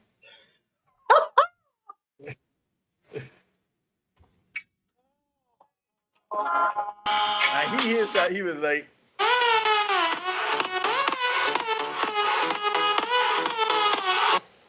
so as much as the ladies want the cuddle games to be strong, you're right, Justin. He wasn't hitting that particular spot, and the girlfriend was like, Nope, not me. not me. There you did? Yeah, man, I hear. So yeah, you still gotta put it down a certain way. Yeah. Steven says she could talk in a big t-shirt too. She get a restaurant turning down people. Probably does. The moment she wasn't meeting me halfway, date night was done. Yeah, Omar, I am tempted to agree because he had to come cross country to go back south, to come back to the north, then to go back home empty-handed. For Yep. me, straight up. Hell no. To the no. In the immortal words of Caswell, It's not gonna work with me. you know. Yeah, the North remembers, Justin. We never forget. We never forget, So though. yeah, man, that's what we're dealing with here so far in this whole long term relationship marriage situation. So let me see if we can kind of finish up and bring this here together. It says the good and not so good news, right? We continue with the article. While finding love is not easy, we can be perfectly happy single. In one UK study, 61% of single women and 49% of single men reported being happy with their relationship status, and the percentages can be higher if we combat the singlehood stigma. This brings me to my last point. Some parents and friends put pressure on single people to get married. If we truly had single people's interests at heart, a better strategy would be to respect their choices and make it easier to be unpartnered. Among other things, this may reduce the number of failed marriages as fewer will marry for the wrong reasons. Let me read that again. Some parents and friends put pressure on single people to get married. If we truly had single people's interests at heart, a better strategy would be to respect their choices and make it easier to be unpartnered. Among other things, this may reduce the number of failed marriages as fewer will marry for the wrong reasons. Now, the challenge here with this, right, and this is where we can get a little controversial tonight. I do not think that it is, let me just say point blank, I do not think that women want to be single. I do not think that women want to be single if they have a better option. Sorry, if they don't have to be. I do not think that. I think women would naturally prefer to be with a loving partner, to be with somebody that they can, do the whole raise a family, white picket fence, and all that stuff. That's my personal belief. So I don't think that women would do well like that naturally. So to suggest it is part of the reason why they do go and enter into marriages that as this person is saying, as the doctor is saying here, for the wrong reasons, because they don't want to be alone. You know what I mean? They don't want to be like, yeah. All alone by her lonesome self. They don't want to do that. They prefer to be with somebody to, as Omar said, they kind of is like in a bit of a rush. So it's like, let me get this done. It might be why some women end up, having children with some guys that you wonder how she ended up with HIV. Because it's like, yeah, let me get this done now, as opposed to holding out hope and then it never happens for me. So I don't think that, naturally speaking, women want to be alone. We can debate that if you like, guys in the chat, but I don't think that. I think men are more suited to be, even though the numbers here are saying otherwise. I don't think that um, that women are more comfortable, are happier being all alone by themselves, and men are like, oh, I really need somebody. I think it's kind of flipped the other way. But and I think we kind of fighting um, human evolution when we suggest to people to be separate and to be happy separate. Mm-hmm. I think that's. I completely agree. Now, I see some things in the chat here that I want to address. Okay, so let me go back up a bit. Where am I? Sorry, I gotta go back up. So many things. Anyhow, let me not think. If I was a woman, I would have a gay friend for companionship and a vibrator for sex. Now, Barry, Yeah. you've that is exactly the point. That is exactly the point, because you just said it. If you were a woman and you wanted companionship, you would have a gay friend and a vibrator for sex. I'm assuming because you think that men are toxic or dangerous to women, etc. Right? I saw some of your other comments, but I can't see them here right now. Women are literally rewriting that stereotype as societal pressure. No, Barry, at the end of the day, right? I understand the empowerment of women. I understand where women have come from, and I understand the need to change certain things. And I completely agree, brother man. I agree. However, let us be honest. We are not speaking from a standpoint of being toxic or dangerous or being in a situation where a woman sitting on me and I got an erection and I was like, look, you can give me the sale or I get home. No. At the end of the day, right? Just as there are some toxic men and there are some dangerous men, they are the same where women use their privilege as women. Now, the point I'm trying to make here, Barry, is that I understand what you're saying. You're speaking for women everywhere, every type of woman. You're speaking about the dangers of men to women. But we are speaking from a space as men that have seen and have heard from men and women about the things that go on in these types of situations. Where women feel as though, you know what, I can change into any clothes I want, I can send any signals that I want. But if the man misinterprets these signals, then he is a disgusting pig. Because the same way, I know where you're going to go with this, Barry, but you know what? Let me get on the road. The same situation where I am in a space with a woman after 10 o'clock, and we are just friends and it is nothing. So if I have said to a woman, which I have said to a woman, which I said to that woman, if we are friends, then in the need for you to hug up and kiss up and cuddle up. Every time we hug up and kiss up, I would say, yeah, if this ain't nothing, so if we are not friends, this ain't going on, right? But invariably, the later and later it got, the more comfortable she felt, the more empowered she felt to engage me in a physical manner. Then after a while, she is sending me clear signals where I thought sex was on the table. And those who know me, a matter of fact, not many women in here know me very intimately, but I is a dancing man, unless it is an overt sign, I'm making a move. Like, I gotta see you come out in a boy shorts and a shirt. You understand? You are engaging me physically. Really, what? What? What happened? No, read it. That was wondering where this conversation came from or what was going on. Okay, don't see it. Go Okay, ahead. okay, good. Now, so the same way men are not supposed to do certain things, that we are supposed to be held responsible for our actions, thoughts, deeds, and everything, women have to be held accountable as well. Now, if a woman knows fully, wholly, and solely that it is nothing so and she ain't got nothing for you, her body language, her movement, her conversation, everything will change and indicate to you that it ain't nothing so. Right? I have been around women literally sitting on the other side of the couch from me.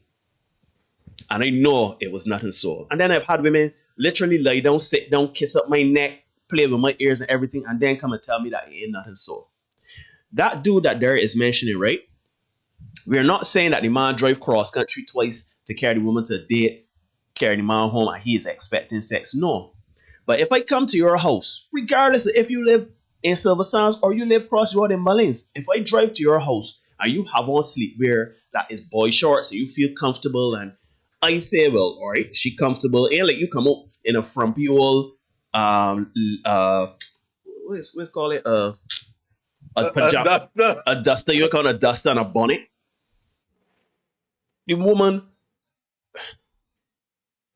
people know what they're doing, and there's a little gray area here where, because we talk about extremes, we talk about the RAPE culture, we just talk about the sexual assault culture, and then we talk about doing nothing. But in between there's a gray area where we men and women display these games as if we're not interested in sex or we both interested in sex. You understand what I mean? So we have to be very careful. When a woman, you engage a woman on a certain level, right? A buddy of mine, shout out Mark Moore, my best friend, the man taught me when and how to pick up the signs of when a woman is interested in you, from speech to body language to interaction. When a woman is interested in you, you know. When a woman, and she could say, she could hum a ton, she could talk about, no, I ain't nothing so, I got nothing for you, nothing, right? But women know what they're doing. I am not saying that we need to go back to the 50s, that when a man could say, well, I drive all about your island for you, you gotta give me this say any night. No, that's not what I'm saying. But I'm saying that we can't go so far left that a woman can lead on a man, make the man feel as though I am so comfortable with you that I could take off my clothes and feel, that there's a situation here where you can get some action and get lucky. And then when you start to act on that, the woman say, oh, no, it's not so. We're not doing that. Because she feels empowered to say it's her body, her choice. She has access to sex. And with that access to sex, she has to understand the responsibility of what that means. The signals you send out to men, and I don't mean what she wearing or whatever. And I'm not talking about everyday situations. I'm talking about in an intimate situation with someone that is on a certain level. I talk about a stranger. If a woman, right, engages you physically, flirts with you on a certain level, touches you a sort of way, can feel your erection, and jokingly play around it or the fact about that, and then come and tell you that she ain't about action, so that's wicked. I got it. Wicked is. So I know it's a fine line when we talk about these things. I know that, when we talk about our APE culture and we talk about certain things, I know it can get very ticklish, right? But there's a gray area in there where we cannot stand up for certain things as men, right? Because a lot of women just want to know that a man can get an erection while they are in their presence. So they will do any and everything to get that. And then once that erection has happened, they're good, right? When you say, oh, you got an erection and that is so, you have gotten what you wanted, the validation of knowing that you can arouse this man. And then you can say, well, ain't that so, you can't come and do anything to me because, that ain't fair, man. So, Barry, while I do understand and you want to speak for women everywhere, we are not speaking to every man, nor are we speaking to every woman. There's a subsection of men that respect women and know fully and wholly and solely where women are coming from or what women have been through. And respect women and respect their decision to not have sex if we are informed and we are told and the body language shows us that it's not about sex. But there's been an analogy that has has been played to me before when talking about RAP culture, right? Where a woman actually told me this too. If I strip in front of you naked and I walk up to you seductively, that doesn't mean I want to have sex with you. If I take my hands and place them on your breast and in my vagina, that doesn't mean I want to have sex with you.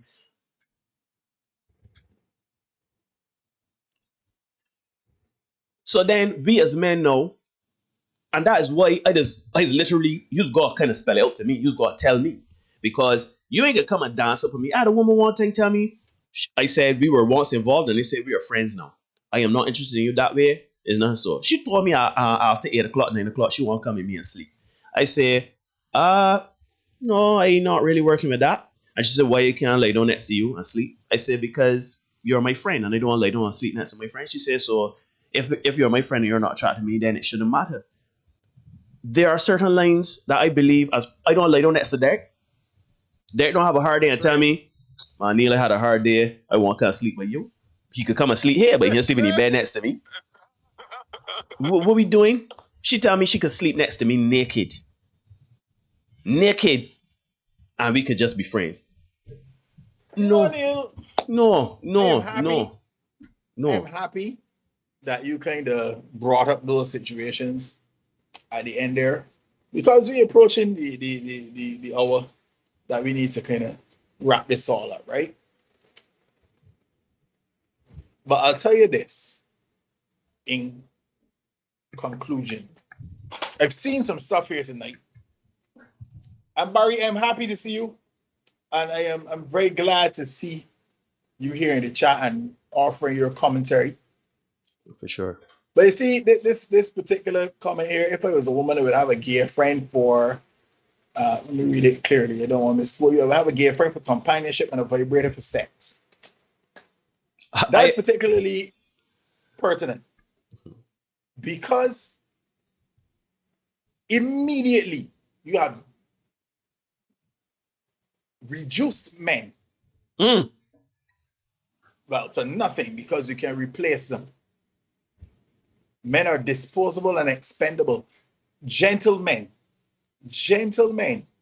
I want you to witness what has been said here tonight, not by a woman, but by a man. A man has said that a woman who is seeking companionship should look for a gay man. And a vibrator. An actual man serves the modern woman, according to this gentleman, absolutely no purpose. Men understand what is being said.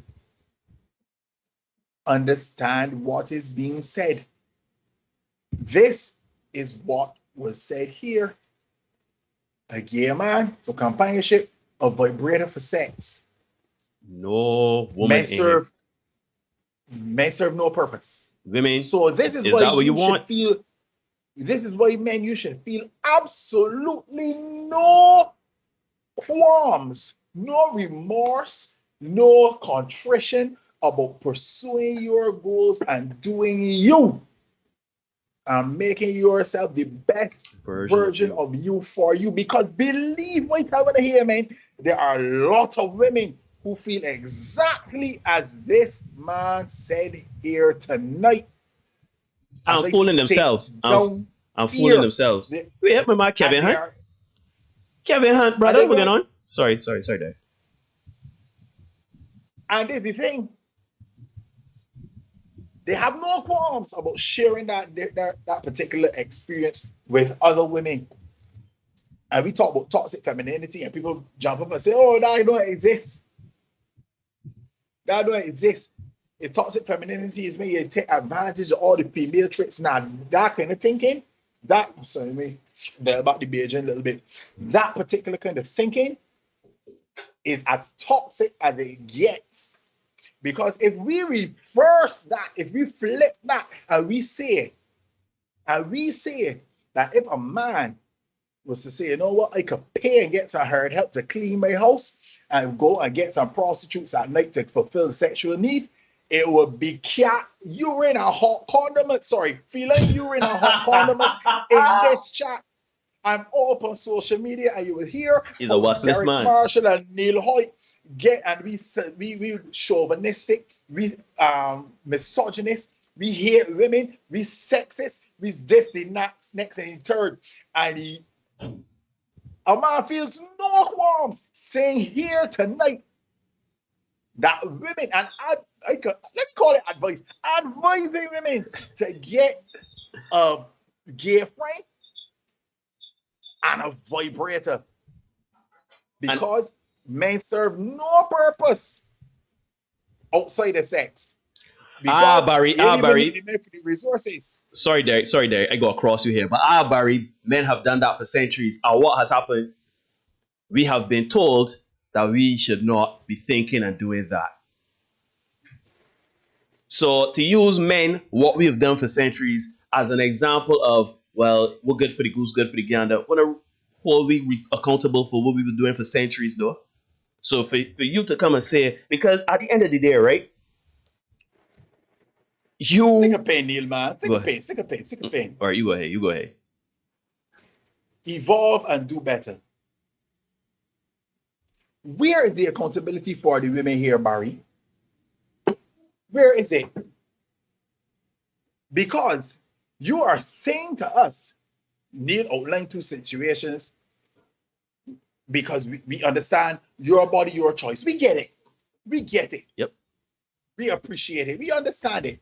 We are evolved. We have evolved. And we get it. As you say, you got to spell it out for me. But because we a little slow. So tell me exactly what you want and we can do that. But remember, fellas, remember what I told you all last week. When it comes to women, I don't want at the end right now. Because it could change in the morning. Fat. So I don't right now. So when you come and you tell me that men, because you have said it here now, Barry, that men are disposable. We are not sure. You ain't even say that get a man to get some money. You ain't even say so. So the women they need men for protection, they don't need it for the money. You want companionship, get a gay friend, which a lot of women have done. Yeah, and get a vibrator. Men serve absolutely no purpose outside of that. Gentlemen, believe me when I tell you there are women out there who believe that. And it is that kind of toxic thinking that has us in the struggle in which we are today. Fergie saying, don't let Barry troll me. Nah. Barry's coming like this every time. Yeah? Barry's coming like this every time. It's just here now for me to address it. Yeah? Shift that. We try to shift the thinking. Right? We try to shift the thinking. And that can't change if we got people who are going to promote and propagate that kind of rot. Because again, if we flip that around and we say, shoot, a man don't need a woman for nothing else except sex, so we go and get some prostitutes, and we breaking down bullshit where they not come, people be vexed. And you hear how toxic we is. It is particularly toxic, Barry. And because it is learned doesn't mean that it isn't. It is particularly toxic. And Terencia say, got gay friends and toys, neither have replaced the human connection that is needed. Facts.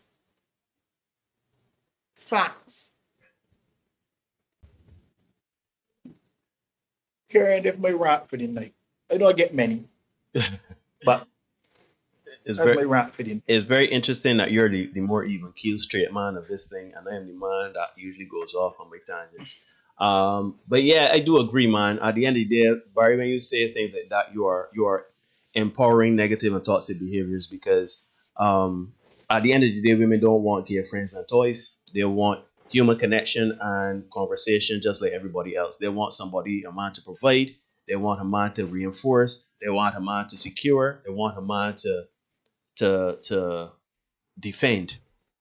So when you say things like that and you make it seem like men on a whole are toxic species or dangerous species, and women are just now trying to empower themselves and now trying to reclaim some semblance of their identity and sexual marketplace value, etc., etc. While I do agree with parts of what you're saying, in a vacuum with that one statement, it doesn't make sense because again, there are some things that we both do, men and women, that are toxic. And the point of this space is to highlight and hold both sides accountable. We need to hold men and women accountable for their actions. Men are being held Correct. accountable for their actions, their deeds, their thoughts, and everything like that, but women are not. Because nothing is going to change until we get some honesty and some accountability. Mm-hmm.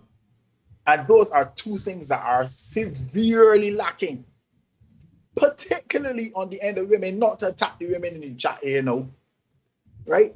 But we keep holding men up to the inspection. Men don't do this, men don't do that. Men, and we have been examined thoroughly and thoroughly. When is that going to happen for women? When are we going to be able to say, women do X, Y, Z, And that's nonsense. and we can say it is X, Y, Z, and X, Y, Z is nonsense? Right. When? At what point? At what point?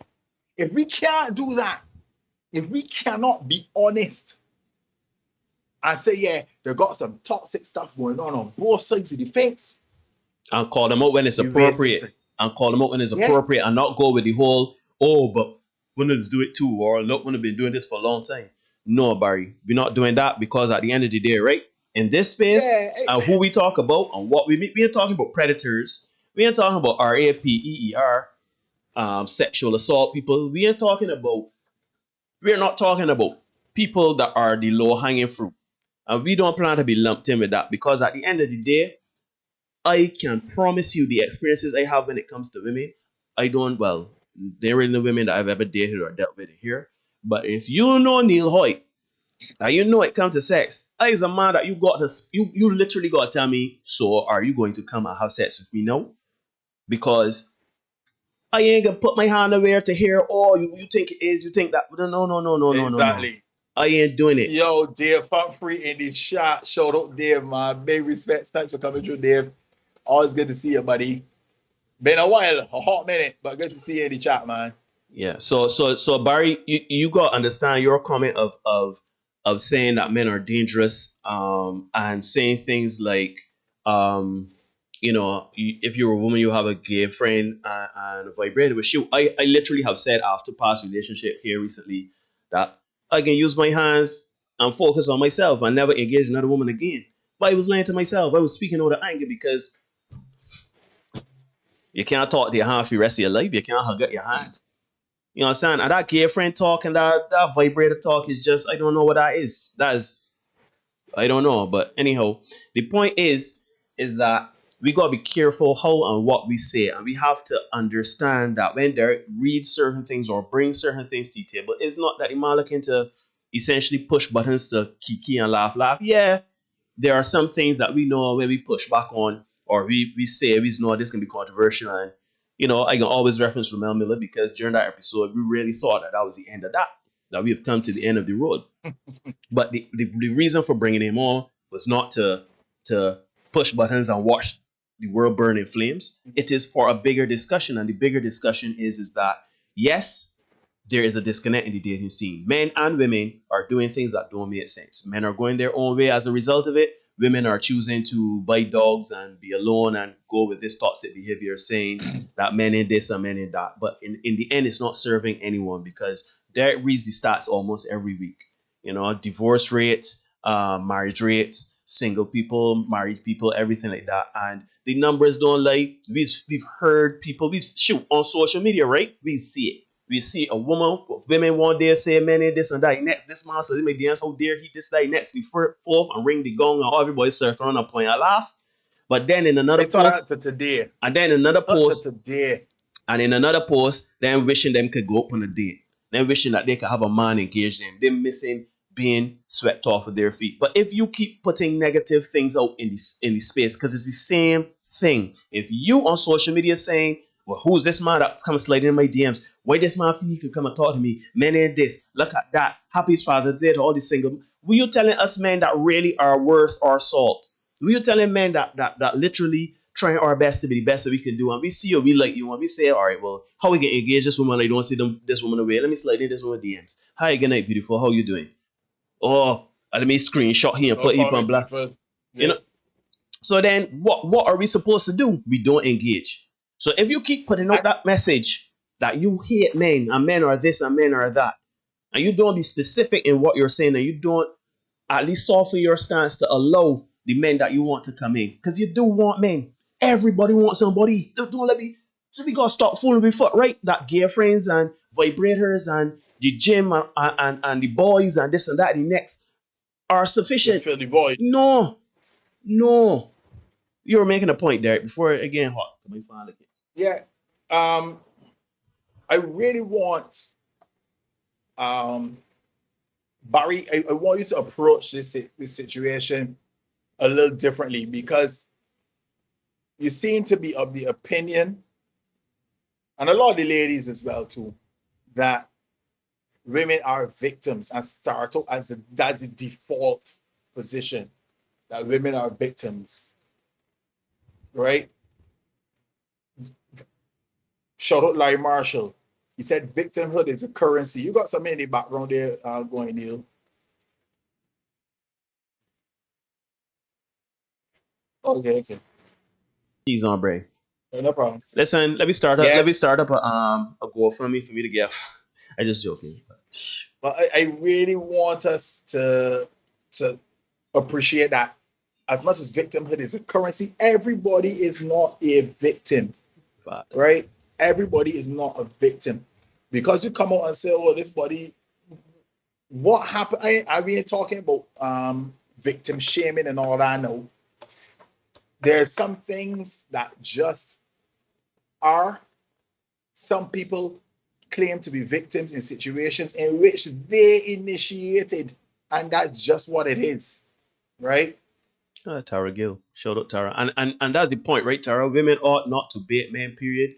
There's no excuse for parading in lingerie and then indicating you have no intention of having sex, but that's the point, because people can come and say, well, shoot, it's my body, my choice, and because I wear lingerie around you does not mean that I want to have sex. And how dare you think that that's an indication that I want to have sex? Like y'all don't really, you see all the stuff with this patriarchy, right? Y'all talk about the pressures of women and how the black woman is the most ostracized and most. When I don't know what it's like to be a man in 2021 for real. Like y'all don't know, y'all don't understand that we literally cannot take the lead. We cannot be the man to take initiative when it comes to certain things, simply because we do not want to trod or bring a certain level of dissension into our world, a level of drama. So you know what? You can walk around naked in front of me, and you're gonna tell me explicitly I want you to have sex with me, because Neil is not going to ever assume that because you're naked and in front of me after 10 o'clock that you want to have sex. And that is just it. Let me deal with something else here too, right? Where it says men have to call out the ones who among us teach the women not to trust men. Right? Here's the thing, right? A lot of the mistrust and the misinformation being disseminated is not being disseminated by men. Right? But we approaching 10 o'clock hour. No, there. I got to address something. We talk address 10 o'clock on the call. I see Barry Ball in the line here, so that I ain't gonna tolerate here. How many men on this chat got sexually harassed every day, were interfered with by their relative, friend, or raped? A lot of women are victims. Barry, there are two different struggles. We are not the same. We know that there are creeps out there. We know that men perpetuate more serious crimes, not only our APE, but other crimes. Men have this nature in them to do despicable things. That is not the point.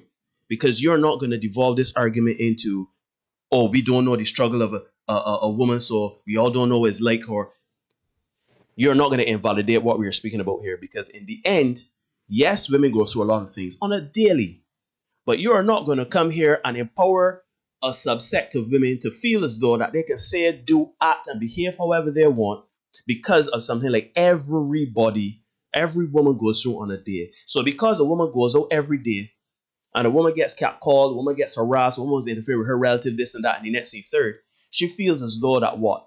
That she could put me through the paces and behave and do what she wants with me? No, because you see that same family member that would have RAPE the person or interfere with the person or the trauma that they would have gone through, they got professionals to deal with that though. Straight. So you are not going to come here and say that men do this, therefore all men gotta be held to a certain standard, because we men are out here, Derek and myself, we are taking care of ourselves. We have gone through trauma too. Granted, it may not be as harmful or as severe as some of these things that women have gone through. Of course not. But that does not mean that we are going to sit here and say a woman can rate a trauma or whatever so she feels empowered to do or not do something to us. I am not doing that. We are not doing that, right? So in the end, you are saying here 1 in 3 in the Caribbean, and you're a professional. I am not disputing your numbers, but we are not talking about the same things. There's victimhood, and then there is perpetuating that victimhood. If you want to call out people that are pedophiles, sure. If you want to call out family members that harass and feel up young children or people, well, fine. If you want to talk about rapists, fine. If you want to talk about men at Cat Corner Street, fine. But these men ain't exist here. At least me and Derek, I go and speak for me. But we ain't in this chat. We don't permeate this chat and this space that we trying to build something. So you know what? As much as there's 1 in 3 Caribbean women that have been interfered with by a relative or been in some sort of sexual harassment or abuse, or assault, that is unfortunate. But you know what? Derek and I are not those men, and there are spaces for those men to be called out and to be held responsible for what they do and accountable for what they do, and they are held accountable every day. So you know what? Let's talk about us men here now that trying our best to be who we are, how we are, and perpetuate positive things, and not be toxic and perpetuate things, and not say that, oh, women have been abused and this and that in next, so men need to this and that in the next third. No, Barry. Terencia said, Barry, well, you are right. We as women still need to behave in a responsible manner when in a private space with a man. You cannot do certain things and do not expect a man to react. If you play country praises, you get country. Games. If you play country games, you get country praises. So you know. Terencia. Yeah. And Justin says you also can't peg your treatment of an individual based on another person's experience or something which happened to you. No. Terencia says, I've been a victim, but I will never do those things to a man for fun. That is not right. Barry is saying, I agree with you, Neil. However, they are only recently being called out. You know, you could do 2 different things at the same time. You could call out reprehensible behavior and toxic, bad, negative, destructive behavior, and also do something else on the side. It don't always have to be one thing. So while, yes, it's only been recently called out, fine. Continue to call it out. I hope that never stops. But the point is, we can't only focus on that and then let all the other things slip and slide because we are always focused on this thing. Because women do a lot of things that are toxic and horrible every day. So let again, and I see Jennifer. Jennifer, there's not what we can do to. You say you're sick of Barry, you out, I'm going to watch the Olympics, whatever.